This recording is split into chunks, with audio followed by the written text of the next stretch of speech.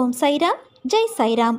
என் அன்பின் பிரியமே, வாழ்க்கையில் போராடும் குணத்தை பெற்று தீர்க்கமாக வாழ நினைக்கும் என் குழந்தையே, மன உறுதி இருப்பவர்களிடம்தான் அதற்கான சோதனை மேற்கொள்ளப்படுகிறது. உன் மனம் என்பது நான் வசிக்கும் கோட்டை. அந்த கோட்டையில் என் அனுமதி இல்லாமல் ஒரு தூசி கூட நுழையாது. என்னை காண வந்த என் பிள்ளையான உனக்கு நிறைய விஷயங்களை புரிய வைத்தேன். எதற்கு தெரியுமா? நீ இன்னும் வளரவே இல்லை. உன் மனதளவில் சிறு பிள்ளையாகவே இருக்கிறாய். உனக்கான பக்குவத்தை புகட்ட எனது சீற்றத்தையும் காண்பிக்க வேண்டியதாய் உள்ளதே. உன் மனதில் என்னை காண வருவதற்கு முன் பல எண்ணங்கள் குதர்க்கமாக எழும். அது ஏன் என்ற கேள்விக்கு விடை கூறுகிறேன் கேள். என்னை தரிசிக்க வரும் என் பிள்ளையின் மனமானது அமைதியாக நிலைப்படும் நிலையில் இருக்க வேண்டும். எந்த விதமான சஞ்சலமும் இல்லாமல் மனமானது இருக்க வேண்டும். அதற்குத்தான் என்னை பார்ப்பதற்கு முன் உன் மனதில் எழுந்த எண்ணங்களே அவை. நீ துன்பங்களால் வலு இழந்து மனதளவில் பாதிக்கப்பட்டு இருக்கிறாய். இந்த நேரத்தில் தேவையில்லாத எண்ணங்கள் உன்னிடத்தில் உள்ளே வர எல்லா முயற்சியையும் செய்யும். வாழ்க்கையில் மேடுகள் இல்லாத இடம் கிடையாது. அதுதான் உன்னை யார் என்று உனக்கு அறிமுகப்படுத்தும். எல்லா மரங்களும் சிறியதாக இருப்பதும் இல்லை, பெரிதாக இருப்பதும் இல்லை. சிறியதாக இருக்கும் மரங்கள் பெரிய மரங்களை பார்த்து பிரமிக்குமாம். ஒரு நாள் நானும் இப்படி வளர வேண்டும் என்று அதுவும் வளருமாம் பெரியதாக. அதை போலவே சிறியதாக இருக்கும் மரங்கள் அதை எண்ணத்துடன் தான் இருக்கும். நம்மால் முடிந்த அளவுக்கு அதன் வளர்ச்சிக்கு ஒரு துணையாய் அதற்கு நிழல் கொடுப்போம் என்று நினைத்து அவ்வாறு செய்யும். அதை போலவே அந்த மரம் வளர்ந்து மற்ற மரங்களுக்கு தான் பெற்ற உதவியை செய்யும். அவ்வாறு ஒன்றுக்கு ஒன்று உதவி செய்து நாளடைவில் அது ஒரு பசுமையான மரங்களும் பூக்களும் நிறைந்த நந்தவனமாக மாறும். முதலில் வளர்ந்து நின்ற அந்த மரத்திற்கு நாம் வளர வேண்டும் என்ற ஏக்கம் இருந்தது. அதே போலத்தான் மற்ற மரங்களுக்கும் தோன்றியிருக்கும் என்று நினைத்ததால் தான் நந்தவனம் தோன்றியது. முதல் மரம் நாம் வளர்ந்து விட்டோம், இது போதாது, வானளவாக வளர்ந்து நிற்க வேண்டும் என்று நினைத்திருந்தால் நந்தவனம் தோன்றியிருக்காது. அது தரத்தை பார்க்கவில்லை. தனக்கு கிடைத்த போதுமான வளர்ச்சியில் மனநிறைவு பெற்று தான் இருந்த அந்த பழைய நிலையையும் நினைத்தால்தான் அவற்றால் இப்படி யோசிக்க முடிந்தது. அவற்றைப் போலவே மனிதனும் எண்ணினால் எல்லாரும் வாழும் வாழ்க்கை நந்தவனமாக மாறும். நீ நன்றாக வாழ்வாய். உன் வாழ்க்கைக்கு தேவையான எல்லா நிகழ்வுக்கான மாறுதல்களை நான் கொண்டு வருவேன். எதற்கும் பயப்படாதே, திகைப்படையாதே. நான் உனக்காக இருக்கிறேன். என் பரிபூரண அருளும் ஆசிர்வாதமும் அன்பும் உனக்கு என் மனதிலிருந்து நான் கொடுக்கின்றேன். என் வாக்கை, என் பிள்ளைக்கான வாக்கை காப்பாற்ற நான் என்ன வேண்டுமானாலும் செய்வேன். உன்னை என்றும் என் இருதயத்தில் வைத்து உனக்கான வாழ்க்கையின் உயிராய் என்றும் இருப்பேன். நீ விரும்பிய இடத்தில் உனக்கு வேலை கிடைக்கப் போகிறது. அதையும் நான் தான் பெற்றுத்தரப்போகிறேன். அதுவரை சற்று பொறுமையாக இரு. நீ என்னிடம் கேட்டது நிச்சயம் கிடைக்கும். நான் குரு என்பதை நீ உணர்ந்திருக்கிறாயா? குருவின் வேலை மாணாக்கனுக்கு உணவு ஊட்டி உறங்க வைப்பதா? இல்லையே, அவனுக்கு பல வழிகளில் பயிற்சி தருவதுதானே. எனது சோதனைகள் உன்னை அழிப்பதற்காக அல்ல, நடைமுறை வாழ்க்கையை நீ நன்றாக உணர்வதற்காக. இந்த உணர்ந்து கொள்ளுதல் எப்போதும் உள்ளத்தில் இருந்தால் பிற்காலத்தில் இத்தகைய நிலையை நீ சந்திக்க நேர்ந்தால் எச்சரிக்கையாக இருப்பாய். அதற்காக தேர்வுகளை முன்னதாகவே நான் வழங்குகிறேன். குழந்தை நன்றாக நடக்க பயிற்சி தரப்படுவதைப் போலத்தான் ஒவ்வொரு நபருக்கும் பயிற்சி தரப்படுகிறது. நீயும் இப்போது அந்த பயிற்சி கட்டத்தில் இருக்கிறாய். ஒரு மனிதன் வாழ்க்கையை வாழ அவசியமான விஷயங்கள் இருப்பது போல வாழ்க்கையில் சந்திக்க, அதை கடந்து செல்ல, அதை எதிர்கொள்ள அவர்களுக்கு அடிப்படையான தேவை அன்பு, நம்பிக்கை, பொறுமை, நேர்மை, விடாமுயற்சியாகும். ஒரு கடினமான சூழலை கடக்க ஒருவருக்கு நீடித்த நம்பிக்கையும் குறையாத பொறுமையும் மிக முக்கியமான தேவையாகும். உன் வாழ்க்கையில் உன்னை தலைகீழாக மாற்றும் சூழல் வந்து இருக்கலாம். அது உன்னை நடுங்க வைத்து உன்னை பாடாய்படுத்தி கொண்டு இருக்கலாம். ஆனால் முயன்று மீண்டு வருவேன் என்று நம்பிக்கையை இழக்காமல் பொறுமையோடு அந்த சூழல் நிரந்தரமானது அல்ல என்று நேர்மறை எண்ணத்தில் எதிர்கொள்ள வேண்டும். அப்படி ஒருவர் நம்பிக்கை இழந்து நிர்கதியாய் இருக்கும் சூழலில்தான் அந்த ஆன்மா என்னை நோக்க செய்கிறேன். நம்பிக்கையை என் வார்த்தைகளால் நான் கொடுக்கின்றேன். அதை அவர் மனதில் பதிய, அவர் மனம் ஆனந்தமடைய சிறு லீலைகளை நடத்தி நம்பிக்கையை ஊர்ஜிதப்படுத்தி அதிகமாக்குகின்றேன். தண்ணீரால் தீபமேற்ற உன் சாய் தேவாவான நான் என் குருவின் மீதுள்ள நம்பிக்கையால் வேண்டி செய்தேன். விளக்குகள் ஒளி பெற்றது. அதே போல உன்னிடத்தில் என்னை நம்புவதற்கு சிறு விஷயங்களை நடத்தி உன் ஆன்மாவுடன் தான் இருக்கின்றேன் என்ற உண்மையை வெளிப்படுத்தி உன்னை இக்கட்டான சூழ்நிலைகளிலிருந்து நான் விடுவிப்பேன். உனக்கும் எனக்குமான ருணானுபந்தம், அதாவது ஜென்ம ஜென்மமாய் தொடர்கின்ற பந்தம்தான் நீயும் நானும். நீயும் நானும் சொற்களால் இரண்டாக இருந்தாலும் தாய் கருவுற்று சிசு தன் வயிற்றில் இருக்கும்போது இரு உயிர் ஒரு உருவமாய் இருப்பதைப் போலத்தான் நீயும் நானும் இருக்கின்றோம். என்னை நம்பி என்னிடம் வேண்டுபவர்கள் எவராக இருந்தாலும் எல்லோரும் ஒன்றுதான். என்னை நம்பியோரை உன் சாய்தேவா கைப்பிடித்து கொண்டே இருப்பேன். உன்னை விட்டு நான் விலகுவதும் இல்லை, உன்னை விலகி போகும்படி நான் செய்வதும் இல்லை. நீ ஜெயமாக நல்ல ஆரோக்கியத்துடன் எல்லா செல்வ வளங்களையும் பெற்று சீரும் சிறப்புமாய் நல்ல பெயருடன் நிம்மதியான மகிழ்ச்சியான வாழ்க்கையை பெறுவாய். என்னுடைய ஆசீர்வாதங்கள் உனக்கு எப்போதும் உண்டு. அதுவும் முழுவதுமாக ஆசீர்வதிக்கப்படுவாய். அன்றைக்கு உனது கண்கள் கலங்கும். அப்பா, நான் வேண்டியதெல்லாம் தந்து விடுகிறாயே என்ற ஆனந்தத்தில். நீ உன்னை பற்றி தெரிந்து கொள்ள கேள்விக்கு பதிலை தேடி அலைந்து கொண்டு இருக்கிறாய். உன்னோடு நான் இருப்பதை மறந்துவிட்டாய். நான் இருக்கிறேன் உனக்கான பதிலை கோருவதற்கு. காலத்தின் கட்டாயம். நான் உனது தந்தையாக நல்ல குருவாக உனக்கு கிடைத்தது ஓர் அதிசயமாகும்.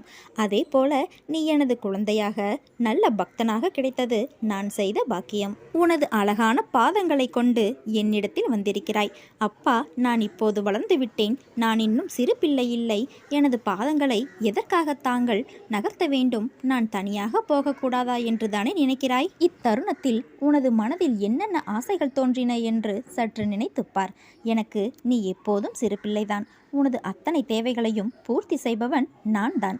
உன்னை புண்படுத்தி வருத்தப்பட செய்தவர்களை நான் பார்த்து கொள்கிறேன். என்னிடம் அனைத்தையும் விட்டுவிடு. நானே சர்வாதிகாரி என்று சொல்லிய பிறகு என்னை முழுவதுமாக ஏற்றுக்கொள். உனது வார்த்தைகளுக்காக அப்பா காத்து கொண்டு இருக்கிறேன். இனி உனக்கான அனைத்துமே நான் செய்பவை. உன் அப்பாவாக அம்மாவாக உன்னை கண்ணுக்குள் வைத்து நான் காப்பேன். ஒவ்வொரு நாளும் உன் மனதில் எழும் ஒரு அழகான ரூபமாய் உனக்கு காட்சி கொடுப்பேன். நீ தினந்தோறும் என்னை நீ கவனிப்பதற்கு முன்பு நான் உன்னை முழுமையாக புரிந்து கொண்டு தினமும் வழிநடத்துவேன். தினமும் என்னை நினைத்து கொண்டு இருக்கையில் உன் மீது எப்படி கோபம் கொள்வேன்? தற்போது நீ இருக்கும் நிலை நான் அறிவேன். உனக்குள் இருக்கும் அகங்காரம், அகந்தை இவற்றை இன்றோடு விட்டுவிடு. உனது மனதிற்குள் நான் இருக்கிறேன். உன்னை எப்போதும் என் கண்ணில் வைத்து பாதுகாப்பேன். நீ எதற்காகவும் கவலைப்படாதே. உனக்கு ஒரு வடிவம் கொடுத்து அதிலிருந்து வரும் வெளிச்சத்தின் ஒளியைப் போல நீ பிரகாசமாக இருப்பதற்கு நான் உன்னை வழி நடத்தி அழைத்து செல்வேன். எப்போது என்னை நீ அழைத்தாலும் நான் வருவேன். அதனால் எல்லாம் சரியாகவிடும். எதற்காகவும் அஞ்சாதே. அப்பா இருக்கிறேன். கவலைப்படாமல் இரு. என்னை சரணாகதியடைந்தால் நான் உன்னை பாதுகாப்பேன். அதுவரை பொறுமையாக இரு. உனது துயரங்கள் அனைத்தும் விரைவில் ஒரு முடிவுக்கு வரப்போகிறது. தேவையில்லாமல் கண்களை கலங்க வைக்காதே. மகிழ்ச்சியாக இரு. நான் இருக்கும்போது எதற்காகவும் நீ கலங்கக்கூடாது. என்னை மீறி எதுவும் நடக்கப் போவது இல்லை. உன்னை நான் தேர்ந்தெடுத்து நான் வசிக்கும் இடத்திற்கு வரவழைத்தேன். அதனால் எப்படிப்பட்ட சூழ்நிலையிலும் கலங்காதே. என் வாக்கு என்றும் பொய்யாகாது. எந்த சூழ்நிலையிலும் நான் உன்னை கைவிட மாட்டேன். நம்பிக்கையோடு இரு. உனக்கு என்ன வேண்டும்? வேண்டியதை நீயே எடுத்து செல். எனது கஜானாவின் வாயிற்கதவுகள் உனக்காக எப்போதும் திறந்திருக்கும். எது உன்னிடத்தில் சேர வேண்டுமோ அது உன்னிடத்தில் தானாகவே வந்து சேர்ந்துவிடும். அனைவரும் வியக்கும் வண்ணம் நீ உயரக்கூடிய கால நேரம் இது. நிம்மதியாகவும் மகிழ்ச்சியாகவும் இரு. உனது கர்ம பலன்கள் அனைத்தும் விலகப் போகிறது. வாழ்க்கையில் பெயர் புகழ் பெற்று உயரப்போகிறாய். உன்னை இன்று வழி நடத்தி செல்லும் ஆசான் நான் தான். நித்தியப்படி வழங்க நான் சற்று தயங்கி யோசித்து நின்றால் சற்று யோசித்துப்பார், என்ன நடந்திருக்கும்? நீ கேட்டு நான் செய்ய வேண்டிய அவசியமில்லை.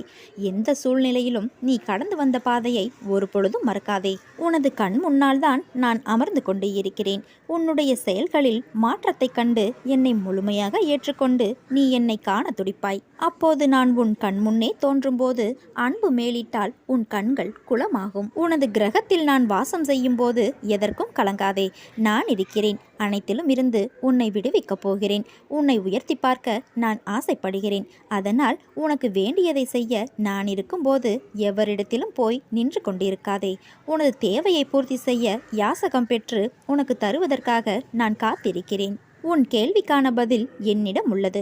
வந்து என் முன் அமர்ந்து பார். உனக்கான வழியை நான் காண்பிக்கிறேன். மற்றவர்களிடம் வீணாக ஏன் மன்றாடுகிறாய்? நீ கேள்வி கேட்ட தினத்தின் மறுநாள் உனக்கு தீர்வு கிடைக்கும். பயத்திற்கு இடமே இல்லை. பாராட்டுக்கான கௌரவத்திற்கான நாள் அருகிலேயே உள்ளது. உனக்கு வெற்றி, புகழ், கௌரவம் கிட்டும். உன் இஷ்ட தெய்வத்தின் தரிசனம் கிடைக்கும். கடவுளின் சிலை, விக்கிரகம், புகைப்படம் கிடைக்கும். அதை வழிபடு. உனக்கு மன நிம்மதி, பணவரவு, மகிழ்ச்சி ஏற்படும். உன் நட்பு, அனுராகம், விசுவாசம் முதலியவற்றை என்மேல் வைத்திரு. நான் உன் கண் இமையை போன்றவன். உன் முயற்சி இல்லாமலேயே நான் உன்னை காப்பாற்றுவேன். கடவுள் உங்களை சிரமத்தின் எல்லைக்கே கொண்டு சென்றாலும் நீங்கள் அவரை நம்ப வேண்டும். ஏனென்றால் 2 விஷயங்கள் மட்டும்தான் நடக்கும்.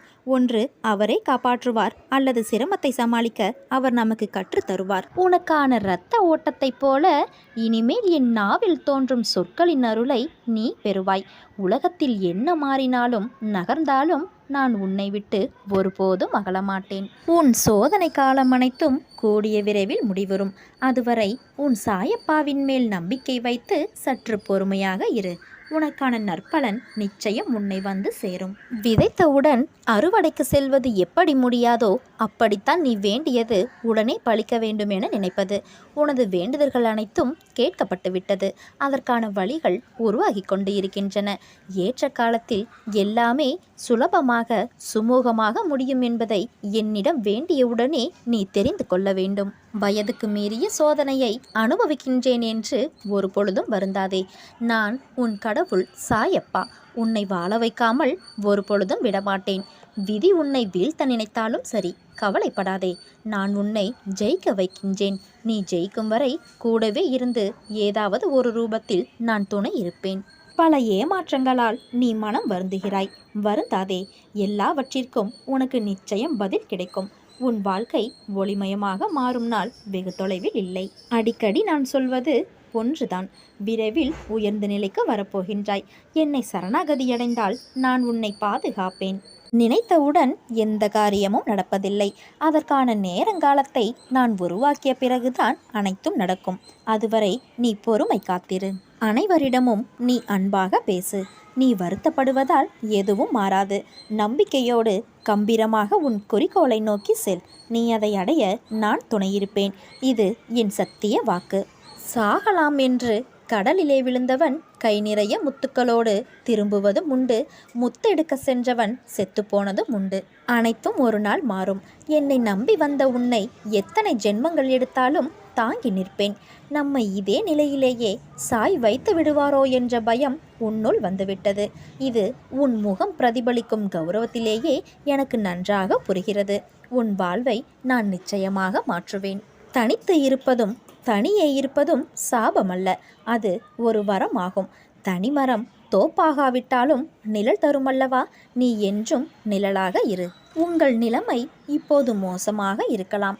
ஆனால் நான் சரத்தை இறுக்கமாக வைத்திருக்கின்றேன் என்பதை நீங்கள் ஒரு பொழுதும் மறந்துவிடாதீர்கள். உங்கள் நிலைமை நிச்சயமாக மேம்படும். நம்பிக்கையும் பொறுமையும் என்மேல் கொண்டிருங்கள். இந்த அப்பாவிடம் கோபம் எதற்கு? உனது வாழ்க்கைக்கு எது நல்லதோ அதைத்தான் என் குழந்தைக்கு நான் கொடுப்பேன். தாய்க்குத்தானே தெரியும் குழந்தைக்கு எது ஆரோக்கியமானது என்று. உனக்கான சாம்ராஜ்யத்தை நான் உருவாக்குவேன். அனைத்தும் உன் வாழ்வில் வெகு விரைவில் கிடைக்கப் போகின்றது. நீ வானத்தில் மின்னும் நட்சத்திரமாய் ஜொலிக்கப் போகின்றாய். உன் சிரிப்பில் என் சந்தோஷம் இருக்கின்றது. உனக்கான வானமாய் நான் உன்னிடத்திலும் உன் வாழ்க்கையிலும் நான் எங்கும் உன்னை சூழ்ந்திருப்பேன். உன் வாழ்க்கையில் துன்பத்தையும் கஷ்டங்களையும் அதிகமாக சந்திக்கிறாய், அவமானங்களை எதிர்கொள்கிறாய் என்றால் வாழ்வில் நீ முன்னேற்றம் என்ற அடுத்த கட்டத்திற்கு உன் பயணம் நுழைந்துவிட்டது என்று அர்த்தம். புதியதாக இருக்கும் விஷயங்கள் முதலில் புதிராக இருக்கும். புரியாது. புரியவில்லை என்றால் பாதை கடினமாக தெரியும். சுலபமாக பயணிக்க அதை நீ முதலில் எப்படிப்பட்ட பயணமாய் இருக்கும் என்று நீ உனக்கே புரிய வைக்க வேண்டும். உன் மனம் என்பது உனக்குள்ளே இருக்கும் எதிரியாகும். உன்னை அது தடுமாற வைக்கும். நல்லது கெட்டது என இருமுகமாய் உன்னுள் உன்னை குழப்பி துயரம் என்ற சேற்றில் எதிர்மறை எண்ணங்களால் உன்னை தள்ளிவிடும். நீ வெளியில் போராடுவதை விட 100 மடங்கு உன்னிடம் உன் மனம் உன் எண்ணங்கள் இவற்றுடன் நீ போராட வேண்டும். உன் சிந்தனைகளும் எண்ணங்களும் நேர்மறையாக இருக்க வேண்டும். அதற்கு நல்லது கெட்டது என இரண்டையும் நீ சந்திக்க வேண்டும். அதுதான் இப்போது நீ போராடும் நல்லதுக்கும் கெட்டதுக்கும் இடையிலிருந்து நீ மீண்டு வருவது. நீ மீண்டு வருவாய். எல்லா எதிர்மறை சூழலிலிருந்து நீ நிச்சயமாக ஜெயிப்பாய். நீ எதற்கும் பயப்படாதே, கலங்காதே. உன்னில் நிச்சயம் வெற்றி என்ற தீபத்தை நான் ஏற்றுவேன். நீ உன்னில் பார்க்கும் அனைத்துமாய் உனக்கு நான் இருப்பேன். உன் பக்தியின் தூய்மை, உன் நம்பிக்கை, பொறுமை, எதையும் எதிர்நோக்கி தாங்கும் உணர்வு எவ்வளவு உன்னதமானது என்பதை நான் அறிவேன். நீ என் பரிபூரண அருளும் ஆசீர்வாதமும் அன்பும் பெற்ற என் செல்ல பிள்ளை.